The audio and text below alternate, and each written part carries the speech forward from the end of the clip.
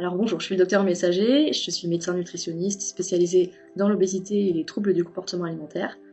Et je travaille dans un SMR qui s'appelle Clean Alliance Paris 13e, dans un service dédié à la prise en charge de l'obésité. Et dans ce service, j'ai de nombreux patients souffrant de diabète. Tout à fait. Alors la sarcopénie, ça correspond à une réduction de la masse et de la fonction musculaire.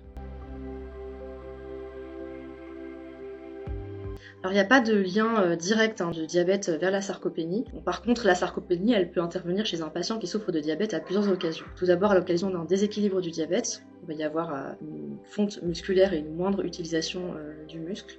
Également à l'occasion d'une hospitalisation pour un épisode aigu, qu'il soit en lien ou non avec le diabète, avec la survenue d'une dénutrition.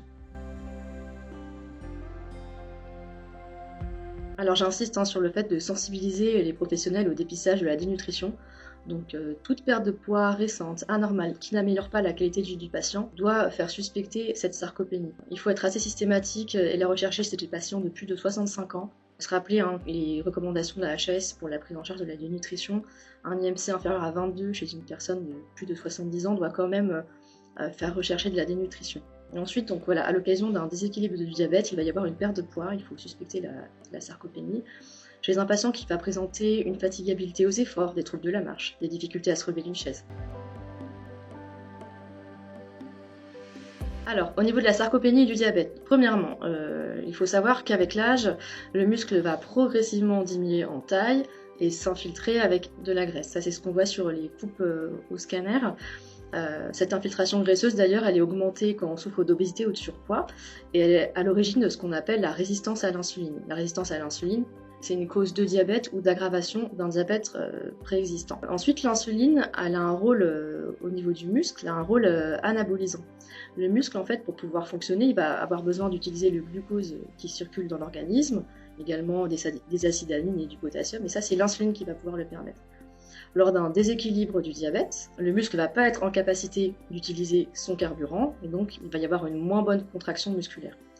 Enfin voilà, à l'occasion d'une dénutrition, on l'avait rappelé, le muscle va s'atrophier, et ça explique pourquoi aussi la dénutrition, quelque part, peut aussi engendrer un déséquilibre du diabète, puisque le muscle va être en moins bonne capacité à capter le glucose circulant. Alors la sarcopénie, elle va impacter la qualité de vie du patient très rapidement, donc dans ses capacités aux efforts, ses activités de la vie quotidienne, le fait de se lever, de marcher, de pouvoir rester autonome finalement. Ça, c'est quelque chose qu'on va voir apparaître assez rapidement. Au niveau de la qualité de vie, il faut savoir que comme elle est affectée par la sarcopénie, il peut y avoir aussi un retentissement psychologique. Alors la prise en charge, elle est multidisciplinaire. Elle est à plusieurs niveaux, médical, psychologique et social. C'est important d'y penser pour pouvoir la traiter et de la prévenir. Déjà, il y a la prise en charge et la prévention de la dénutrition. Donc ça va être une alimentation qui est adaptée, suffisante pour couvrir les besoins du patient, y compris en glucides, même s'il y a un diabète, et en protéines. Et parfois, il va y avoir un enrichissement de l'alimentation en protéines à l'aide de la diététicienne et peut-être avec des compléments nutritionnels oraux prescrits par le médecin. Alors pour la partie rééducation, activité physique, on va vraiment avoir pour objectif de restaurer la qualité de vie du patient et son autonomie avec un travail à la fois en endurance et en résistance à l'effort. Donc pour la partie endurance, on va travailler sur du reconditionnement à l'effort, voilà, travail de la marche, travail sur l'ergocycle, avec souvent un enseignant d'activité physique adapté ou un kinésithérapeute. Et pour ce qui est du travail de résistance à l'effort, ça va être également possible avec un enseignant en activité physique adapté ou un kinésithérapeute. Ce qu'il faut savoir, c'est que les études sont assez claires, il faut au minimum 2 séances par semaine de 20 minutes. Et il est primordial que le patient puisse apprendre des auto-exercices pour prolonger ses bénéfices à long terme.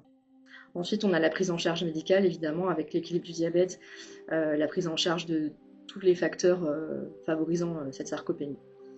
Et puis on a parlé de la prise en charge du retentissement psychologique, de la prise en charge sociale aussi si nécessaire.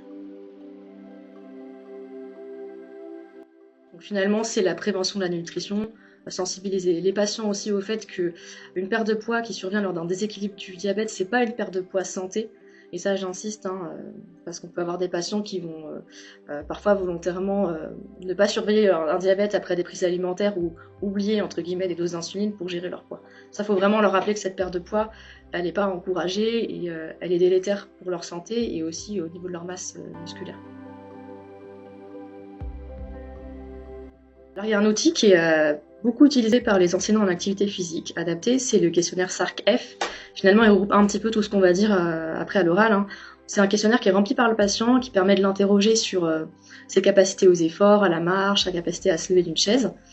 En pratique, très simplement, en consultation, c'est voir si le patient est en état de marcher, s'il est capable de se relever tout seul de sa chaise. On va avoir recours au test de levée de chaise. On va demander au patient de se lever et de s'asseoir plusieurs fois, 5 fois au total, sans l'aide de ses mains, quand c'est possible.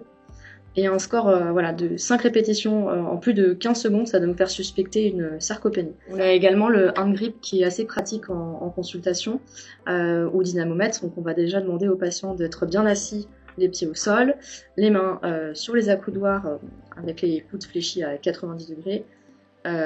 Et on va lui demander de serrer 3 fois de chaque côté de toutes ses forces. On va prendre le meilleur score. Donc la norme, c'est le score doit être supérieur à 16 chez la femme et supérieur à 27 chez l'homme. Ensuite, on a des outils beaucoup plus spécialisés, mais qu'on n'a pas forcément en pratique clinique, des outils hospitaliers notamment, avec la DEXA qui est une absorptiométrie corporelle. On va pouvoir mesurer ce qu'on appelle la masse maigre appendiculaire. Masse maigre appendiculaire. Et là, pareil, on a des abacs qui nous permettent de dépister une sarcopénie avec des scores différents pour l'homme et la femme. Et ensuite, voilà, ça va être le dépistage de la dénutrition et le fait d'y penser assez systématiquement. Alors les diététiciens sont très bons en dépistage de la dénutrition, ça y a pas de souci. Donc souvent la dénutrition quand même se fait avec une sarcopénie. Et les diététiciens peuvent aussi avoir recours au questionnaire SARC-F. Je pense que c'est un bon outil aussi.